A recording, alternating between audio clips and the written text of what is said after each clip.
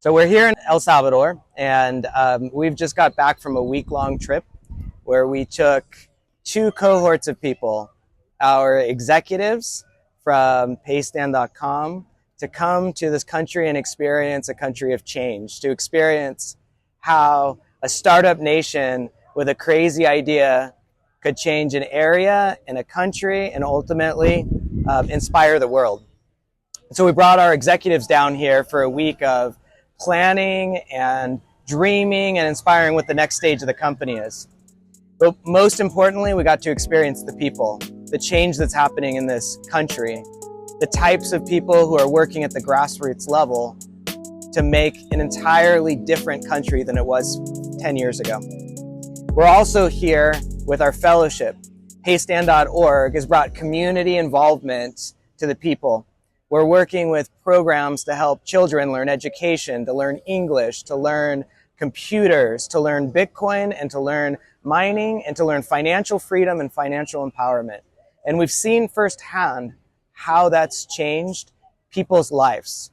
We've been in communities where we've seen flooding that's happened in El Salvador, and we've been able to work alongside community leaders to give them essential needs so that they can continue to grow. We've helped them work with their children to be able to see the future of El Salvador. Those children are dreaming bigger than they've ever dreamed before. Why? Because they see that the country can change.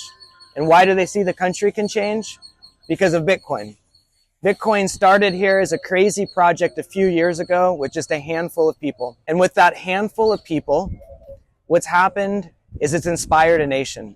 A handful of people can actually change. They came and they believed that Bitcoin, if you gave people the notion of self-sovereignty and of agency and the idea to dream, they would completely blow us away. So we went to El Salvador and El Zonte, Bitcoin Beach. Bitcoin Beach was the first city in El Salvador to adopt the Bitcoin standard.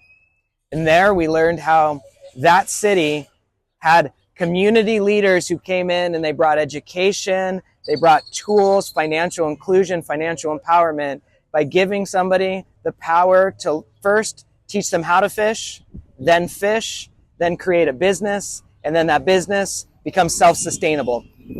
Over and over again, we heard stories of companies and entrepreneurs now in El Salvador who are building a startup nation because of Bitcoin. They've learned that if you have a tool for savings, you can actually have upward mobility. If you have a tool that you don't have to go and stand in line at a bank for 8 hours, if you don't have to go and wait for your friend or your family member that's moved to the United States to send you money, that if you have self-sovereignty here, that if you build here, you can change your community. And so we've heard story over and over again how towns have changed. El Zonte had no education past elementary and junior high, and now it's sending kids to high school to learn English and ultimately to the university. We're doing internship programs for them. And that's just the first city that has adopted the Bitcoin standard. It's not just in El Zonte and Bitcoin Beach. Behind me is a mountain town, Berlin, El Salvador. Not Berlin, Germany, but a town of 5,000 people in the middle of the mountains and a number of coffee plantations.